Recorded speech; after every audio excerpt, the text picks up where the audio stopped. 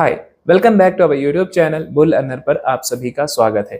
दोस्तों Nifty trade कर रहा है इस समय 24,140 रुपए के आसपास में। देखा जाए तो निफ्टी काफी अच्छे मोमेंटम में है।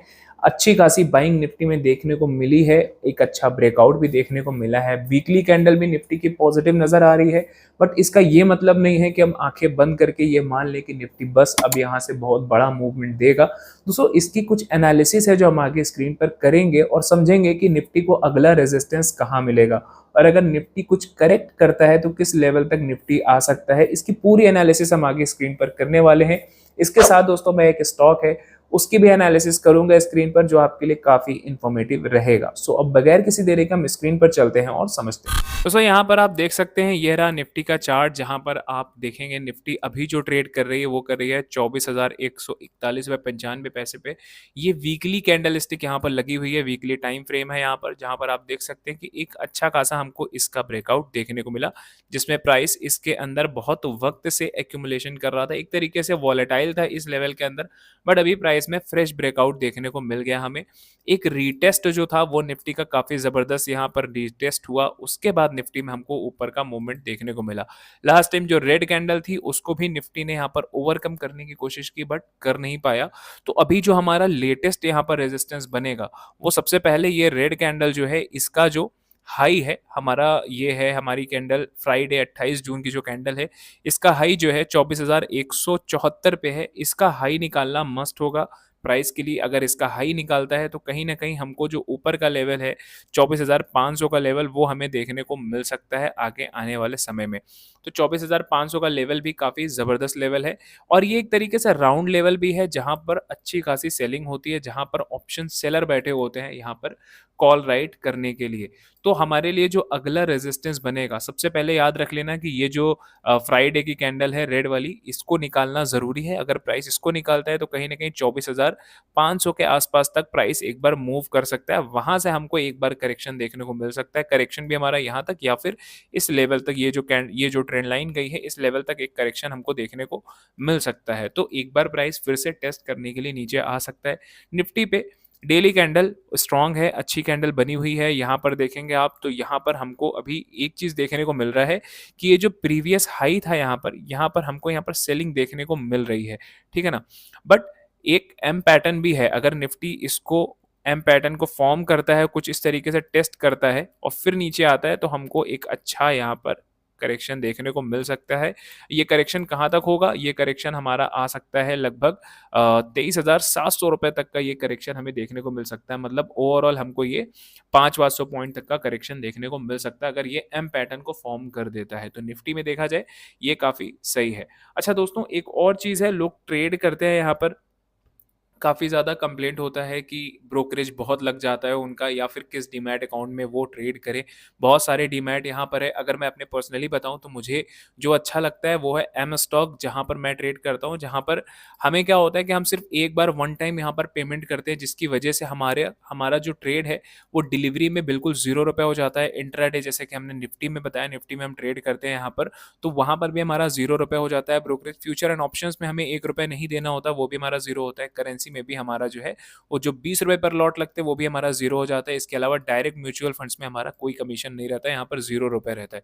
तो हमारा जो ओवरऑल ब्रोकरेज हो जाता है वो बिल्कुल फ्री हो जाता है। बस वन टाइम यहाँ पर पेमेंट फीस होती है जो कि है 999। अब इसमें हमारा कोई एडिशनल चार्जेस नहीं होता, जो होती है वो सारी चीज़ें सामने होती है। तब इससे क्या होता है, निफ्टी में हमें जब भी समझ में आता है कि हमें कोई ट्रेड लेना चाहिए तो एक हेडेक तो हमारा खत्म रहता है कि हमारा कोई ब्रोकरेज नहीं लगता। तो अब जिनकी ये प्रॉब्लम थी कि भाई हमारा जिस ब्रोकर में हम ट्रेड करते हैं, जिस डीमैट में हम ट्रेड करते हैं वहाँ बहुत ब्रोकरेज लगता है, तो ये मेरे ख्याल से प्रॉब्लम उनकी सॉल्व हो गई होगी। फिलहाल आगे बढ़े तो दोस्तों आगे जो मैं स्टॉक की बात बताने वाला हूँ ये है स्टॉक रिलायंस इंडस्ट्रीज का, जिसने वीकली कैंडल पे बहुत जबरदस्त ब्रेकआउट दिया था। यहाँ पर आप देख सकते हो अभी रीटेस्ट नहीं आया है, इसका रीटेस्ट आना बहुत जरूरी है। अगर ये रीटेस्ट आकर यहाँ पॉजिटिव होकर निकलता है तो ये मानकर चलो कि कहीं ना कहीं हमको फिर से एक अच्छे लेवल्स देखने को मिल सकते हैं। अच्छे लेवल्स कैसे देखने को मिल सकते हैं? लगभग हमें जो लेवल देखने को मिलेगा लगभग 3200 या फिर 3300 तक का हमको यहाँ पर लेवल देखने को मिल सकता है। अब आगे ये तो आने वाला समय बताएगा, बट रीटेस्ट करने के बाद प्राइस में एक फ्रेश बाइंग आती है। सपोज़ करो यहाँ पर किसी ने बाय नहीं किया, किसी से रह गया, नहीं बाय कर पाए, तो अब ये प्राइस नीचे आएगा, तो जिनसे-जिनसे यहाँ पर मिस हुआ था ट्रेड, वो यहाँ पर बाय करेंगे, जिससे प्राइस में फिर से एक लंबा हाइक हाइक हमें देखने को मिल जाएगा। और इसके अलावा जो रेजिस्टेंस का काम करता है, वो बाद में सपोर्ट का काम करता है ब्रेक होने के बाद। तो जब ये रेजिस्टेंस था, यहाँ सॉरी, जब यहाँ पर ये रेजिस्टेंस था, ठीक है ना, जिसके ऊपर प्राइस निकल नहीं पा रहा था, अभी ब्रेक किया तो अब ये सपोर्ट का काम करेगा, ऐसा स्टॉक मार्केट में होता है, ऐसा मानकर चला जाता है। फिलहाल रिलायंस का भी यहाँ पर स्टॉक जो है वो काफ़ी ज़बरदस्त है। अच्छा, एक और चीज़ है, जैसे कोई रिलायंस में यहाँ बाई करना चाहता हो, वो जानता है कि यहाँ पर प्राइस इतना ज़्यादा है, वो बाई नहीं कर पाते। बहुत सारे लोगों की ये प्रॉब्लम होती है कि उनको फंड की कमी हो जाती है, पूरे तरीके से फंड उनको नहीं मिल पाते। अब ऐसे एग्जाम्पल में ले लो, अगर मुझे इसके 100 शेयर लेने हैं, अगर 100 शेयर भी मुझे इसके लेने हैं, 3 लाख मुझे यहाँ पर अच्छे खासे लग जाएँगे, 3,12,000 रुपए के आस-पास हमारा यहाँ पर लग जाएगा, मतलब 3, 1, 2, 000, ठीक है ना? 3,12,000 रुपए हमारे यहाँ पर लग जाएँगे, अगर हमें 100 शेयर सिर्फ़ खरीदने हैं तो। अब ऐसे में अगर जिसके पास फंड नहीं है, वो क्या करे? तो उसकी भी प्रॉब्लम मैं यहाँ पर सॉल्व कर देता हूँ। उसकी प्रॉब्लम सॉल्व कैसे करनी है?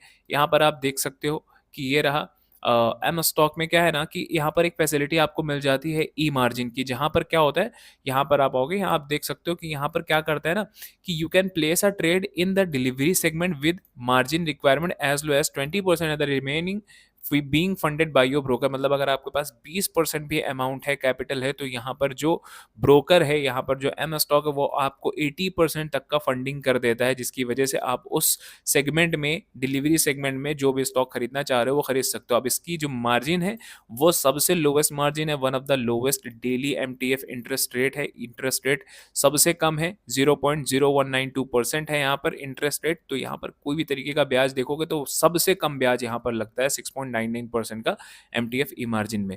इससे आपका वो प्रॉब्लम तो एलिमिनेट हो जाता है कि आपको अगर रिलायंस खरीदना है, कोई भी स्टॉक खरीदना है, कैपिटल कम है, तो आप उसे खरीद सकते हो। फिलहाल दोस्तों, ये जो वीडियो है ना, ये सिर्फ एनालिसिस के लिए बनाई गई वीडियो है, ये किसी भी तरीके का बाई कॉल टिप प्रोवाइड नहीं कर रहे। इस वीडियो को आप किसी भी तरीके से ये मत समझ लेना कि मैं आपको बाइंग टिप प्रोवाइड कर रहा हूँ, ठीक है ना। किसी भी तरीके के इन्वेस्टमेंट से पहले प्लीज अपने फाइनेंशियल एडवाइजर से और अपनी एनालिसिस से ही करें, अपने फाइनेंशियल एडवाइजर से पूछ के करें। यहाँ होने वाले किसी भी प्रॉफिट या लॉस की रिस्पॉन्सिबिलिटी सिर्फ और सिर्फ आपकी होगी, हमारी नहीं होगी। हम किसी भी तरीके के सेबी रजिस्टर्ड एनालिस्ट नहीं है।